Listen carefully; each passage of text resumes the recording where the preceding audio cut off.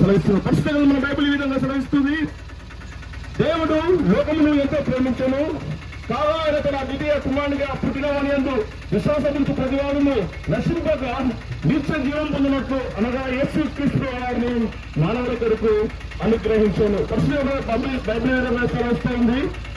నీతిమంతుడు లేడు, ఒక్కడును లేడు, అందరూ పాపం చేసి త్రోత పీకముగా పనికి మాలిన వారైనని పరిశుద్ధ గ్రంథం బైబిల్ సెలవిస్తా ఉన్నది. మన పాపములను మనం ఒప్పుకునే నీడల ఆయన నమ్మదగిన వాడును, నీతిమంతుడు కనుక ఆయన పరిశుద్ధుడని బైబిల్ గ్రంథం సెలవిస్తా ఉంది.